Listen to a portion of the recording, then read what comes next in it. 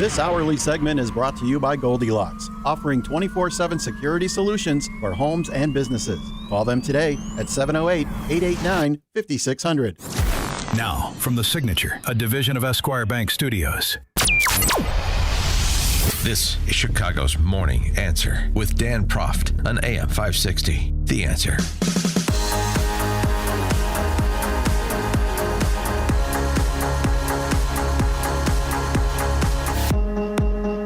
Four-time Emmy Award-winning broadcaster, now running for U.S. Senate in Minnesota. On the Republican side, our side, Michele Tafoya. Without further ado, let's welcome her to the program. Good morning, Michele. How are you? Good morning. It's great to be with you. How are you? Good. It's Amy Jacobson and Jim Urio. We're filling in for Dan Proft today, and we are thrilled to have you back because, pedal to the metal, the primary is this coming Tuesday, and what's your final push to voters? Well, you know what? Just that we are the Republican candidate that can win. We show that in poll after poll, and Republicans haven't held this seat in 20 years. And we finally have an opportunity with an open seat, Senator Tina Smith stepping down, and the two candidates that are running on the Democrat side, we'll see which one comes through. But I don't think either one has the answers for Minnesota. One is our Lieutenant Governor, Peggy Flanagan. She's been right at Tim Walz's side as our state has gone through complete embarrassment with fraud and other issues. The other is Angie Craig, who's been in the House and really hasn't done anything except vote against the Farm Bill, which, as you likely know, Minnesota's economic backbone is the agricultural sector. And so to vote against a Farm Bill because she didn't want some common sense changes to the SNAP program, trying to clean up more fraud. She didn't want that. So she voted against it. Fortunately, the Farm Bill did pass through the House. It's working its way through the Senate right now. But that's the option that we have. It's pretty much common sense on my side and a little bit of crazy on theirs. And Tim Walz, obviously, he's lame duck. He's not running for re-election. And don't forget what he said about a pedophile who was raping a 10-year-old boy for a few years, but then he stopped. And this is what he said. Did that make us any safer? Did that make the children that are left behind any more stable? Did it improve the idea that we can't all be judged by our worst day? And I want to be very clear, these are horrific crimes. They often are. By just picking them up and taking them out with no due process, it just seems unfair. Walk us through that. Why in the world would Governor Walz try and protect a pedophile? Not only Governor Walz, but our AG, Keith Ellison, as well. This whole administration has, like I said, really been an embarrassment. And that pardoning this pedophile was peak embarrassment. It was disgraceful, absolutely disgusting. And to say, don't judge someone by their worst day, this person was raping this 10 to 12-year-old over the course of 2 years. And it wasn't worst day. Having a bad day is one thing. Having a bad couple of years by criminally abusing a child is quite something else. So, the Democrats have really had one-party rule here in Minnesota for years, and nothing has gone well. We need changes. We need changes, even if it's at the federal level, which is the office I'm running for. I can certainly have influence from that seat. And we need to bring some common sense back to Minnesota. So there's one quick comment about one of the funniest things in politics is when the Democratic Party thought that they'd bring Tim Walz to the ticket because he's I almost can't say it with a straight face. No, he's a guy's because guy. He's a guy's guy, and he'll appeal to the guys. He wears camo. It's so how little they know about us. But that's not my question. My question is this: is that I would loved you in the NFL. You were fantastic, and I want the answer to this question. I want a specific answer that I'm hoping for. But what was it that kind of pushed you to give up that career and then activated you towards trying to make change and do what you're doing now? This was not a recent change of heart. This happened beginning with 9/11. I unapologetically, unabashedly love this country. And I know it's, for some people, that's not cool or chic to say. I don't care. I love this country, and when it got attacked on 9/11, it really opened my eyes. I began to really immerse myself in the political issues. So this is back in 2001. And wow, we're getting in here on the 25th anniversary, and it's hard to believe it's been that long. But so for the last 25 years, I've just been aching and hurting for our country. And then to see what's happened in Minnesota and just be an embarrassment. I can't tell you how many people I talk to in the state who are embarrassed to say they're from here. You know, shoot, Michele, I went on a trip and people ask me where I'm from and I just don't want to tell them. So I just say the Midwest. You know, I get that comment every single day. Wow. So what's happened here is these are really a lot of unforced errors, right? And so I just kept watching and saying, if my kids get to the point where they can handle this and my family agrees that we can handle this, I'm going to do this. And all the stars just aligned. Tina Smith stepped out of the seat. It was an open seat. We were at peak crazy here in Minnesota. And I just decided, you know what? If I don't do this, I'm going to regret it for the rest of my life. I want to serve.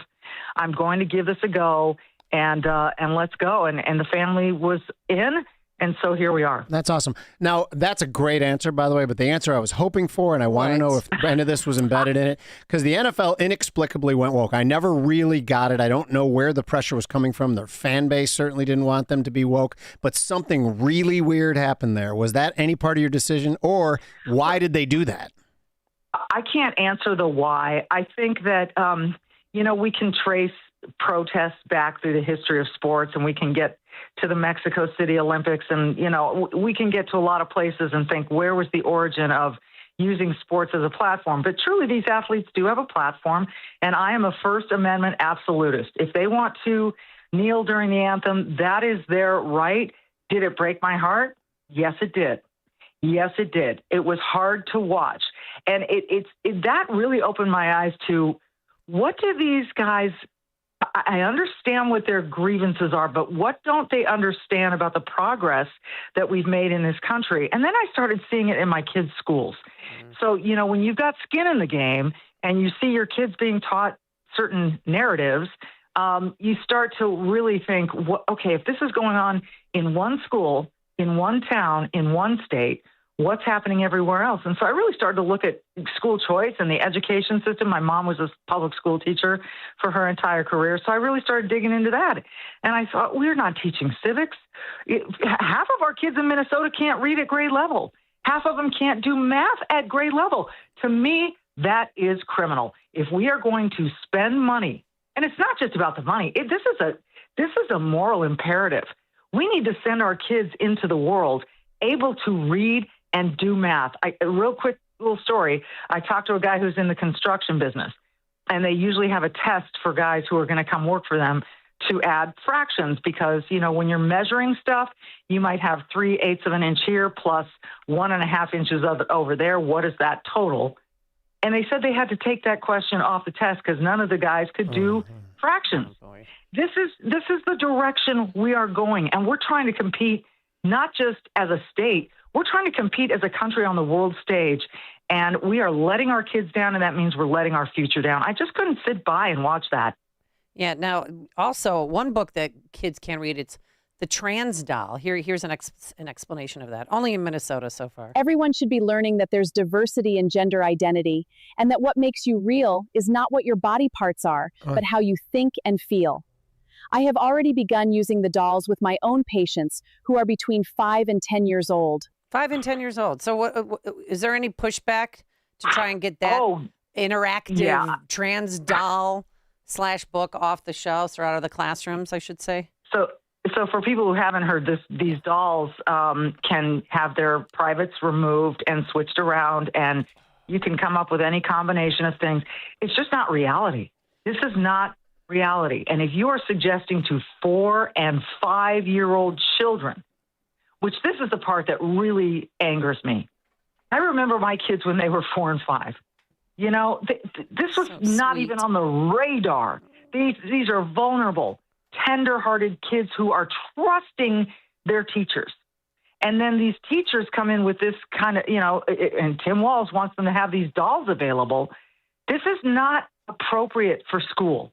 This is just complete, and it's not appropriate for 4-year-olds. But you know what they say? They want to get them while they're young.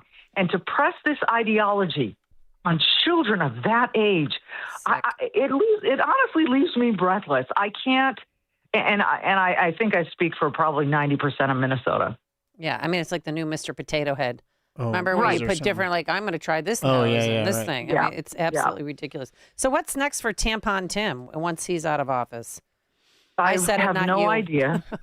I have no idea, but that is the only consequence he is facing so far for overseeing at least $9 billion worth of fraud in the state. And, look, he says the buck stops with him, but then he doesn't really want to take any responsibility. So, and, we went from having a massive surplus in Minnesota to a massive deficit, all the while giving this money away, just giving it away. So, and mostly I don't to know Somalian Americans, right? That's in the paperwork. Yeah. That is in the paperwork. So people can go and look for that for themselves. So I don't know what's next for him. I'm glad he won't be our governor anymore. And I don't think he would have been had he run for a third term, which is why he stepped out of the race. So we've got to see what we can do as Minnesota. I hope that Minnesotans are seeing that we need drastic change, that all these quote unquote experienced career politicians have brought us to this place. And if we want to get out of it, we're going to need some outsiders. We're going to need real change. And so I am just hoping and praying that Minnesotans are of that same mind. Now you're smart. You graduated from Berkeley, loved you on the radio, and I think it's translated well into politics. And we can tell that you really care. How big of a decision was it with your family to run for Senate? And has there been any threats against any of your family members? Because the left can get ugly. We do know that. I do know that. Mostly they're coming at me, fortunately. It was a big decision. I talked to each one individually. We've talked as a group. My husband and I have been discussing this, like I said, for 25 years as to how this was going to fit into our future life. And so it was a massive decision. And so those who say, oh, she just jumped in the race, you don't just jump into a race. And, real quick, I do want to say to your audience that, yes, I did graduate from Berkeley. I returned my diploma because Cal Berkeley was turning down conservative speakers on campus because it ruffled a few of their liberal feathers. That was many years ago, probably 10 years ago now, and I sent my diploma back. So I don't know that I can say I'm a Berkeley grad, but I did get my master's in business at USC, and so I still have that diploma. Good for you. Good for you. Well, thank you so much. And for more information, people, and to donate to your campaign, MicheleTafoya.com, correct? That's it. Michele, 1 L in Michelle, although it'll probably get you there if you just Google the name. But thank you for that opportunity. Gosh, we have so much work to do. And that is one thing I pride myself in, is working as hard as I have to for as long as it takes to get this job done. So any support that people want to give would be most appreciated. All right, Michele Tafoya, thank you so much for coming on. Good luck on Tuesday. Thank you. Looks Great like to you're talk doing to well you. in the polls, so thank you so much. And she joined Fingers us. Crossed. Yep. You got this, girl. And she joined us on our Alpha Wealth Group answer line. It's news, opinion, insight. This is Chicago's Morning Answer on AM 560. The Answer. Man, I love this place. I've been surfing here since I was a kid. Now, seeing my grandson out on the water, it means everything to me. Watching him and taking in the blue waves, the sea breeze, the blurry horizon. If you have geographic atrophy, or GA, subtle changes in vision could mean it's progressing toward irreversible vision loss. Izervay is proven to slow GA progression and could help